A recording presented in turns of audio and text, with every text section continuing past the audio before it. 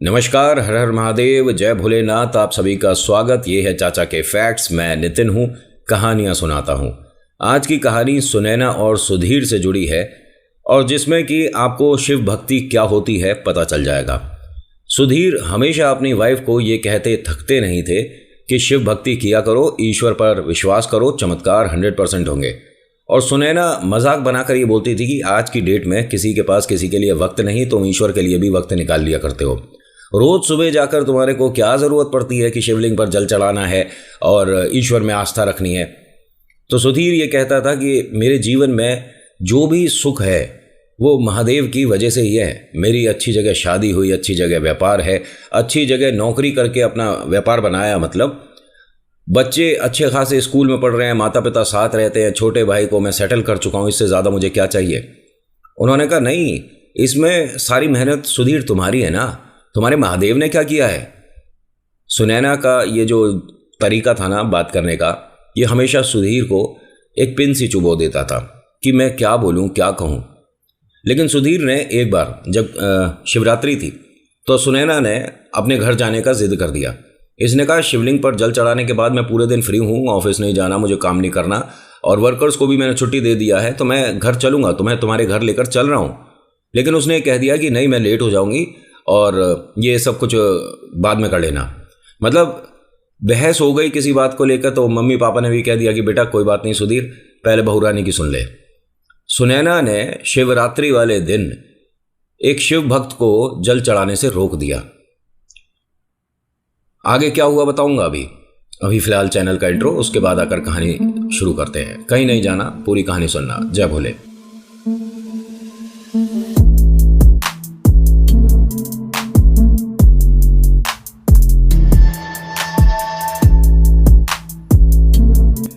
कहानी शुरू करने से पहले एक छोटी सी रिक्वेस्ट कर रहा हूँ आपसे कि अगर मेरी कोई भी कहानी आपको पसंद आती है तो प्लीज़ कमेंट में कुछ कह जाया करो, लाइक कर दिया करो, नहीं पसंद आती तो डिसलाइक कर दिया करो। सुधीर और सुनैना से मिलवाता हूँ एक अच्छी खासी वेल सेटल फैमिली, जिसमें सुधीर और इनके घर के सारे सदस्य सुनैना को छोड़ के सब शिव भक्त है और सब ये कहते हैं कि जो हम सांस भी ले रहे हैं ये महादेव की वजह से है। इतनी आस्था। और ऐसे में सुधीर हर बार ये बोलता था कि तुम्हें आज नहीं तो कल ईश्वर पर विश्वास होगा, भोलेनाथ चमत्कार करते हैं, महादेव सब कुछ ठीक कर देंगे। सुनैना हर बार उसको उल्टा सीधा बोलकर मजाक बनाती थी। अच्छा तुम्हारे शिव ने किया होगा तुम्हारा प्रमोशन, अच्छा तुम्हारे शिव ने किया होगा ये नई फैक्ट्री का उद्घाटन, ये तुम्हारी मेहनत नहीं है, शिव ने तुम्हें पढ़ा लिखा कर इतना काबिल बना दिया होगा। इसके पास कुछ समझाने बताने के लिए नहीं था कि मैं अपनी भक्ति को या ईश्वर मेरे लिए क्या करते हैं कैसे समझाऊं, और समझाना भी नहीं चाहिए किसी को ज़्यादा। आप फोर्सफुली तो अपनी बात समझा ही नहीं सकते, गलत है। लेकिन सुनैना को एक बार सुधीर ने सीधे सीधे तरीके से बताया कि एक वक्त ऐसा आएगा जिसमें मैं कुछ नहीं कहूँगा, लेकिन तुम मुझे आकर ज़रूर बताओगी कि भगवान चमत्कार करते हैं। देखिए, जिस वक्त शिवरात्रि थी जिस दिन, उस दिन सुनैना ने ज़बरदस्ती की जिद पकड़ ली। वैसे जाकर मंदिर में जल चढ़ाने में इसे आधा एक घंटा तो लगता, थोड़ी भीड़ होती है मानते हैं, लेकिन आधे एक घंटे में ये घर वापस आ जाता, या 2 घंटे लग जाते, उसके बाद तो पूरा दिन खाली था। लेकिन सुनैना ने जिद पकड़ ली कि मुझे अपने मम्मी पापा के घर जाना है, क्योंकि उसकी छोटी बहन को देखने वाले आने वाले हैं, मतलब लड़के वाले, तो मुझे भी वहाँ पर रहना है, मम्मी पापा ने बोला है। और ये सब काम, एक मिनट, ये सब फालतू के काम, शिवलिंग पर जल चढ़ाने को बोल रही है वो कि सब कुछ फालतू काम बाद में भी तो कर सकते हो तुम, मुझे छोड़कर आ जाओ, कौन सा तुम्हें पूरे दिन रुकना है। यहाँ से सुनैना के घर जाने में तकरीबन 2.5-3 घंटे लगेंगे और उतना ही समय आने में लगेगा। सुधीर के माता पिता ने भी ये बोल दिया कि कोई बात नहीं बेटा, आकर जल चढ़ा दियो, शिवरात्रि तो पूरे दिन की है ना, कोई बात नहीं। सुधीर ने कहा कि मैंने आज तक कभी भी आपने देखा होगा कि सुबह जल चढ़ाने के बाद ही भोजन किया है, ये क्यों जिद पकड़ रही हो। तो सुनैना ने कहा कि ठीक है फिर भोजन मत करो। मतलब उसका बात करने का तरीका, मैं तो फिर भी आपको कहानी में धीरे धीरे और आराम से शब्दों का इस्तेमाल कर रहा हूँ, वरना तो उसके तो शब्द बहुत गलत थे। सुनैना खुद मेरे को ये कहानी भेजी है और कहती है कि मैं शर्मिंदा हूँ कि मैंने ये सब कुछ किया था, लेकिन जैसा जो किया था ना नितिन, ज़रूर शामिल करना। तो देखिए, आपकी लैंग्वेज तो मैं शामिल नहीं करूँगा जो आपने मुझे लिख कर भेजी है, ये मैं शिव के लिए नहीं सुनूंगा। तो कहानी में बताने का मतलब भी नहीं बनता। बस ये मानिए कि महादेव के लिए इसने बहुत गलत शब्द बोलने शुरू कर दिए थे। तो सुधीर ने इसके आगे हाथ जोड़ दिया और कहा कि बस, महादेव के लिए कुछ नहीं, तुम्हें बुरा बोलना है मुझे बोल लो, बात खत्म करो। मैं भक्त हूँ, मेरा भगवान तुम्हारा गुलाम नहीं है, ठीक है? जो तुम्हें बोलना है उल्टा सीधा गाली गलौज मुझे बोलो। और एक चीज़ बताऊँ, ये पढ़ी लिखी अच्छी खासी एजुकेटेड लड़की है जो ईश्वर के लिए ऐसा कुछ बोल रही है। वो तो कहती है मुझे प्रूफ करके बताओ, मुझे भगवान दिखाओ, भगवान ने कभी कुछ किया भी है तुम्हारे लिए, मुझे प्रूफ कर दो, मैं मान जाऊंगी। खैर, ऐसे लोगों के लिए मैं बस एक ही बात कहना चाहता हूँ कि हम साबित तो नहीं कर सकते, लेकिन आपको प्रमाण कभी ना कभी खुद मिल जाएगा। लेकिन आप किसी को बताने में संकोच करोगे, क्योंकि आपको फिर अजीब लगेगा ना कि कल तक मैं कहती थी कि महादेव होते ही नहीं और अब ये बता रही हो कि हाँ महादेव ने चमत्कार किया, तो कितना अजीब लगेगा ना, है? सब लोग हंसेंगे मुझ पर, मजाक का पात्र बन जाऊंगी। अब सुधीर और सुनैना यहाँ से गाड़ी लेकर चलने लगे। मम्मा पापा ने, मतलब सुधीर के मम्मा पापा ने कहा कि अगर बच्चों को भी ले जाना है तो आज उनकी छुट्टी है, ले जा सकते हो। तो सुनैना ने खुद ही मना कर दिया कि नहीं, इन दोनों को नहीं लेकर जा रही मैं, क्योंकि मैं शाम को वापस आ ही जाऊंगी और वहाँ कोई बच्चे है नहीं, खेलेंगे कैसे, बोर हो जाएंगे। बच्चे भी अपनी दादी दादा के पास ही ज़्यादा खुश रहते हैं। मम्मा ना बच्चों को इसलिए भी नहीं ले जा रही थी क्योंकि इनको सुधीर भाई साहब से एक प्रॉपर्टी का भी बात डिस्कस करना था। वो माता पिता के नाम पे है। अभी सुनते रहो। गाड़ी यहाँ से स्टार्ट होती है, ठीक ठाक गाड़ी है, कोई सुपर एक्स्ट्रा लग्जरी नहीं थी, नॉर्मल आपकी हमारी जैसी गाड़ी थी। बीच रास्ते पहुँचे थे, 1-1.25 घंटे का रास्ता तय कर चुके थे। सुनैना ने जिक्र कर दिया उसी प्रॉपर्टी का। सुधीर ने कहा कि ऐसा है, देखो ज़्यादा इस चीज़ पर ना फोकस मत करो, हमारे पास अच्छा खासा बंगला है जिसमें हम रहते हैं, अच्छा खासा व्यापार चल रहा है, बिजनेस अच्छा है, एक लग्जरी लाइफस्टाइल जी रहे हो, तुम आते जाते हमेशा अपनी दूसरी गाड़ी और ड्राइवर के साथ रहते हो, आपको किसी भी तरह का ना ये प्रॉपर्टी पैसा इसमें फोकस नहीं करना चाहिए। उसने कहा नहीं, क्यों, हमारी है ना वो चीज़। तो सुधीर ने कहा हमारी कैसे हो गई, वो मेरे पिता ने खरीदी है, मेरे माताजी के नाम पे है, तो हमारी कहाँ से हो गई। सुनैना ने कहा कि अगर वो जैसे कल मर जाएंगे। सुधीर ने एकदम गाड़ी साइड में रोक दी। अच्छा आगे, तो वो प्रॉपर्टी तो देखो अभी तुम अपने नाम करा दोगे अगर, तो तुम्हें फ़ायदा रहेगा। तुम्हारा भाई है, घर में तुम्हारी छोटी बहन है, उसका सारा खर्चा उठा रखा है, कॉलेज जाती है, सारे फीस वगैरह तुम ही करते हो, तो कौन करेगा। और अगर मेरी बहन है, मैं उसके लिए नहीं सोचूंगा, कौन करेगा। अरे तुमने मतलब अपने छोटे भाई के लिए भी इतने सारे पैसे लगा दिए थे, बैंक से लोन लिया। अरे हाँ, मुझे मिल सकता था क्योंकि मेरा सिविल स्कोर अच्छा है, तुम इन सब चीज़ों में क्यों पड़ रही हो। देखो ऐसा है, मैंने तुम्हारे को सीधे सीधे तरीके से कहा है कि वो जो संपत्ति है ना अपने नाम कर लो, फिर तुम्हें जिसको जितना जितना थोड़ा थोड़ा देना है वो दे दो, और मैं मना थोड़ा ना कर रही हूँ। तो सुधीर ने कहा कि एक काम करता हूँ ना, वो प्रॉपर्टी में सारी की सारी अपनी बहन के नाम पे करवा लेता हूँ, मम्मी पापा से कहकर, और बहना का जितना मन होगा अपने दोनों बड़े भाई को दे देगी। नहीं वो उसका क्या मतलब है, वो तो शादी करके दूसरे घर चली जाएगी। तो उन्होंने कहा हाँ, अगर दूसरे घर में उसे कभी समस्या हुई तो पैसों से मजबूत तो रहेगी, किसी के आगे उसे हाथ तो नहीं फैलाना पड़ेगा। तो सुनैना कहती है कि मैं आखिरी बार बोल रही हूँ, वो जो प्रॉपर्टी है सिर्फ और सिर्फ हमारे नाम पे होनी चाहिए, तुम्हारे नाम पे होनी चाहिए। तो सुधीर ने कहा कि मेरे नाम पे अगर होगी और मैंने उन दोनों के हिस्से में कर दी, नहीं एक मिनट, उसमें जॉइंट में मेरा भी नाम डलवाओ ना, अगर मेरी भी मर्जी होगी तब। तो सुनैना को सुधीर क्या कहते हैं कि अब मैं समझा। हाँ, वैसे शिव कमाल करते हैं, लोगों के असली चेहरे जल्दी सामने आ जाते हैं। अच्छी खासी मैरिड लाइफ चल रही है हमारी। हाँ, तुम कभी कभी थोड़ा सा शिव कौन है, महाकाल कोई नहीं होता, ये महाकालेश्वर आप ज़बरदस्ती चले जाते हो, समय और पैसा ख़राब करते हो, ये सब कुछ सुन चुका हूँ। लेकिन आज जो तुम्हारा रूप दिख रहा है ना, तो सुनैना कहती है कि एक बात बता दूं आपको, मैं अपने आपके और बच्चों के भविष्य के बारे में सोच रही थी। फ्यूचर के बारे में सोचना गलत है। नहीं, ऐसी कौन औलाद होगी जो कि अपने माता पिता के जीवित रहते ही ये कहे कि इनके मरने के बाद का प्लान कर लेते हैं। शर्म नहीं आ रही तुम्हें, क्या बोल रही हो। मैं यही बात तुम्हारे मम्मी पापा के लिए बोलता हूँ ना, कि अगर हम वहाँ पहुँच रहे हैं तुम्हारी बहन को देखने के लिए, लड़के वाले आने वाले हैं, और पता लगे तुम्हारे माता पिता मर गए और हम वहाँ मातम में गए हैं, कैसा लगेगा। तो कहती है कि तुम्हें बात करने की तमीज़ नहीं है, मेरे मम्मी पापा के लिए कैसी बात कर रहे हो। उसने कहा अच्छा, अब यहाँ पर बात बुरी लग रही है। सच बता रहा हूँ, शिव ने मेरी ज़ुबान बंद कर रखी है, वरना जवाब दे सकता हूँ मैं। तो सुनैना क्या बोलती है कि यहाँ अब बात करने का कोई महत्व रह नहीं गया। मैं जो बोल रही हूँ अपने भविष्य के लिए बोल रही हूँ, और तुम आर्गुमेंट को स्ट्रेच कर रहे हो, खींच रहे हो, चिंगम बना रहे हो उसका। मेरे मम्मी पापा यहाँ कहाँ से आ गए? तो सुधीर क्या कहता है कि प्रॉपर्टी तो तुम्हारे पास, मतलब तुम्हारे मम्मी पापा के पास भी है ना गांव में एक, उनसे कहो कि वो बेच के तुम्हारे नाम कर दें। क्या कर देंगे? तुम्हारे बड़े भाई करने देंगे?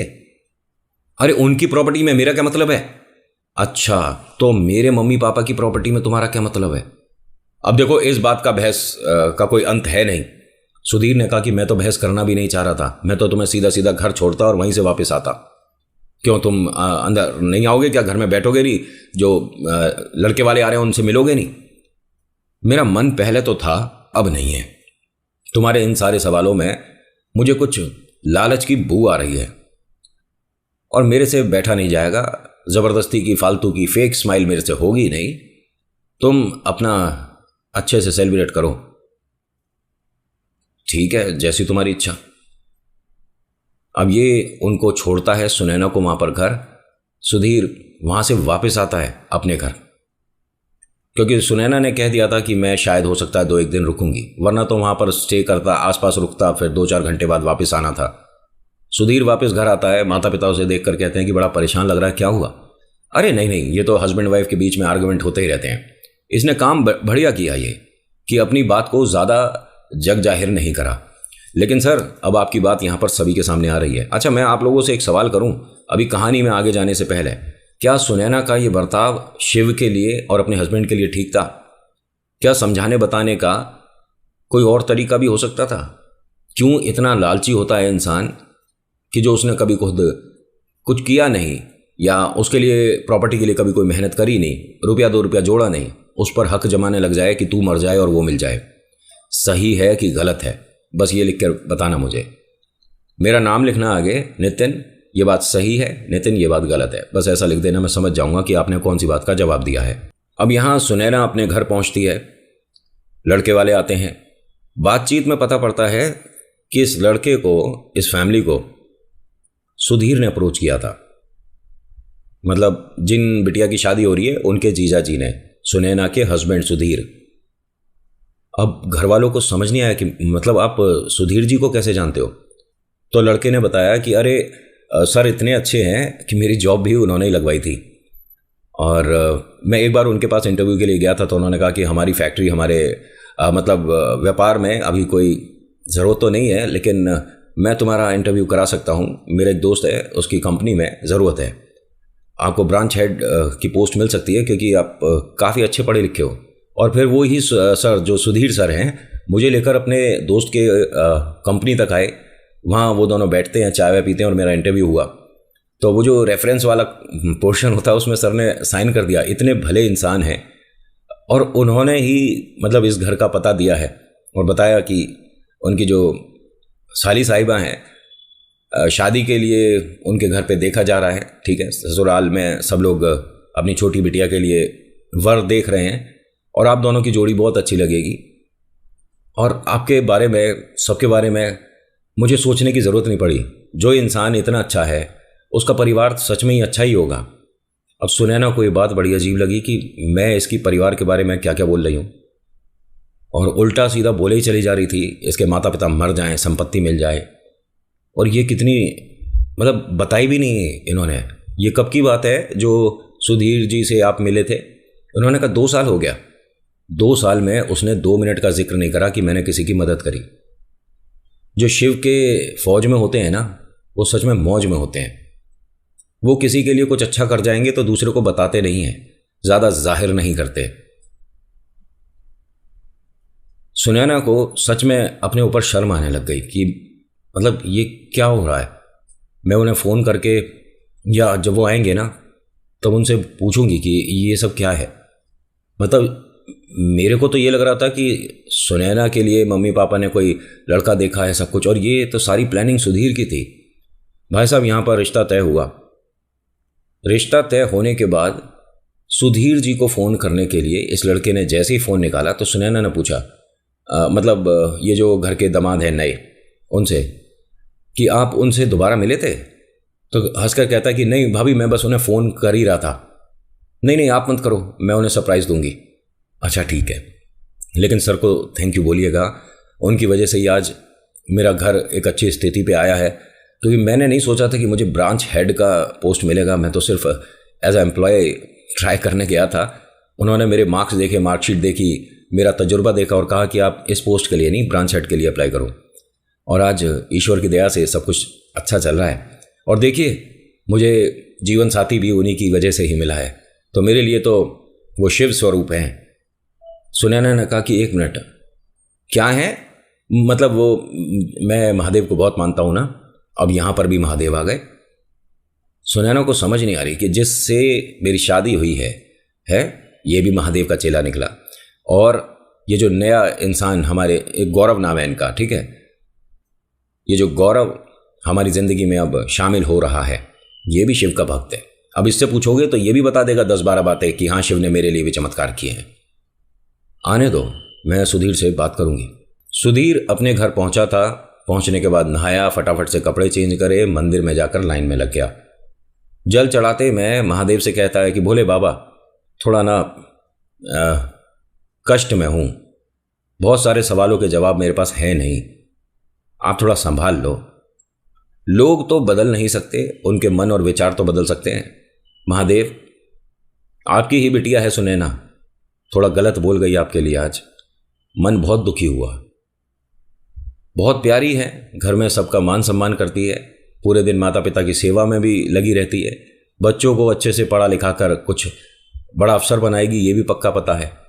मुझसे थोड़ा अपने मन की बात कड़वे तरीके से बोल देती है। मैं चाहता हूँ जितनी वो अच्छी है उससे और अच्छी बन जाए, उसका मन बदले, विचार बदले, दूसरों के लिए मान सम्मान बढ़े। बस ये यहाँ से वापस आ गए। घर पहुँचे थे तो सुधीर को फ़ोन आता है सुनैना का। बच्चों ने बताया कि मम्मा का कॉल आ रहा था, हमने उठाया, जब तक कट गया। फ़ोन किया उसने, हाँ हेलो, आप आ रहे हो क्या मुझे लेने? तुम तो बता रही थी कि तुम रुकोगे। नहीं नहीं, मैं आपसे मिलना है, मतलब बात करनी मुझे ज़रूरी है। अच्छा, वो क्या हुआ जो लड़के वाले आए थे? हाँ, वो सब कुछ अच्छा हुआ है, उन्होंने हाँ कर दिया है और दोनों को एक दूसरे बहुत पसंद आए हैं। मतलब बातचीत भी अच्छी है, अंडरस्टैंडिंग भी, ऐसा लग रहा था कि दोनों शादीशुदा जोड़े ना हो, एक बहुत अच्छे दोस्त हो, ऐसा कुछ है। अरे वाह, कंग्रेचुलेशंस, और मम्मी पापा को भी बधाई देना, अपनी बहनों को भी बहुत सारी बधाई देना। अच्छा लो बात करो। उसने भी कहा थैंक यू जीजू, और आप नहीं होते तो मदद, मतलब उसने एकदम फ़ोन ले लिया सुनैना ने। क्या क्या, चुप, ये कुछ नहीं बताना है अभी।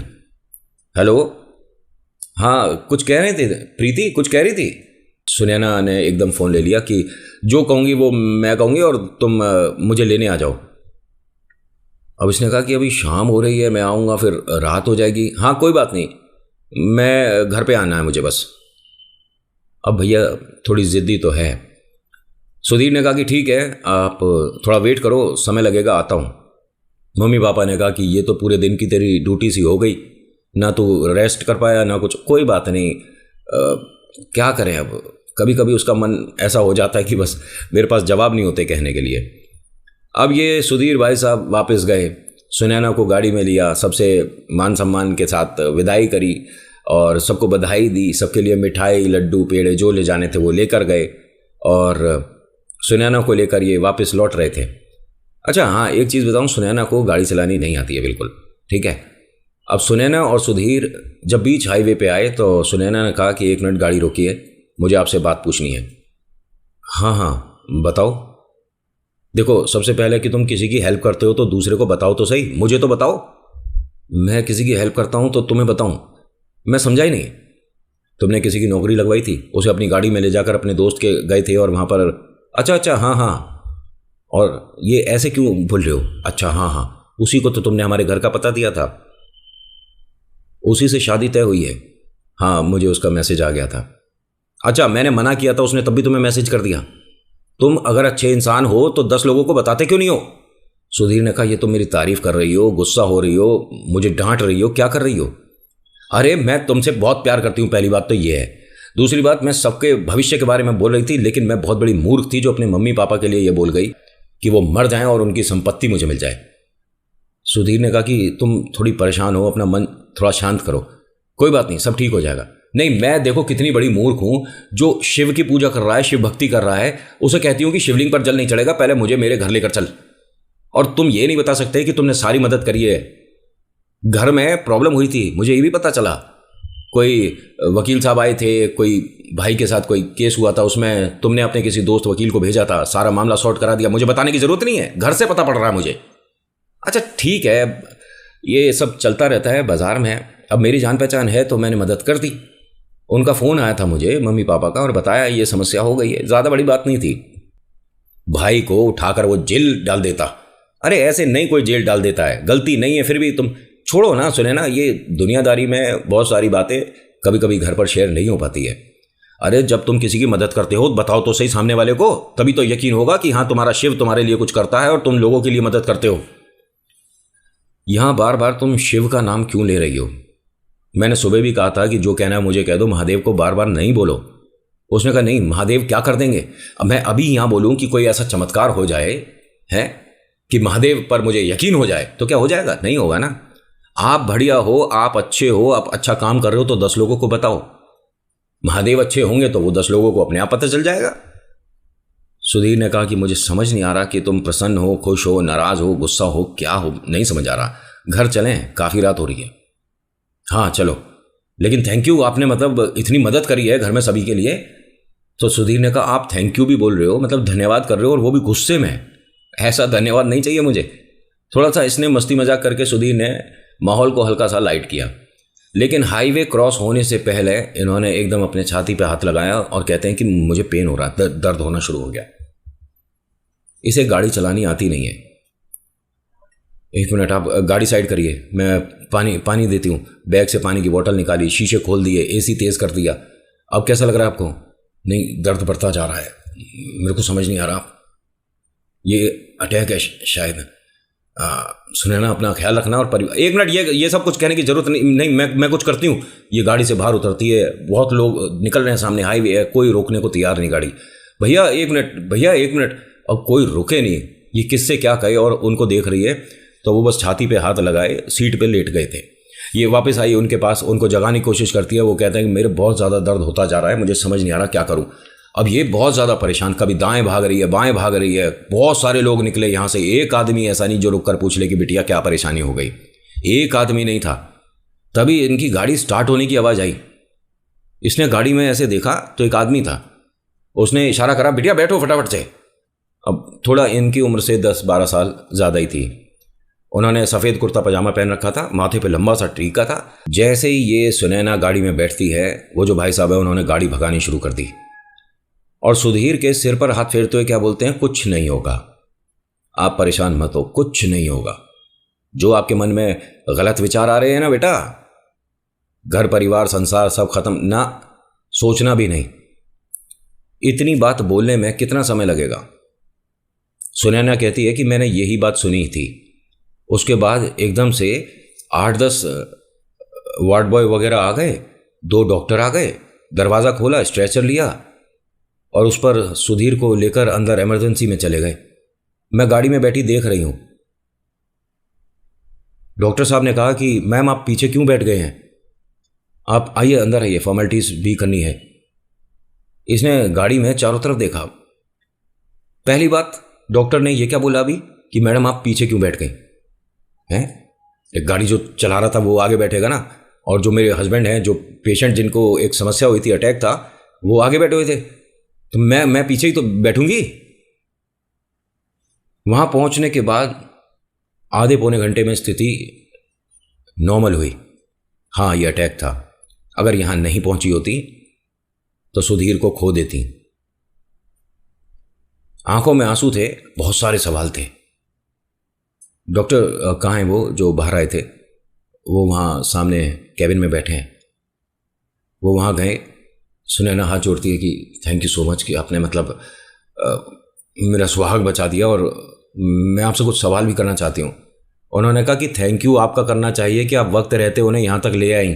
स्थिति हाथ से बिल्कुल निकल जाती। अब ये बिल्कुल ठीक है, 1 घंटे में थोड़ा ये नॉर्मल हो जाएंगे, बात भी करने लगेंगे। लेकिन प्लीज़ 2 दिन 3 दिन के लिए थोड़ा ऑब्जर्वेशन में रखिए इन्हें और स्ट्रेस मत दीजिए इन्हें, थोड़ा रिलैक्स रहें।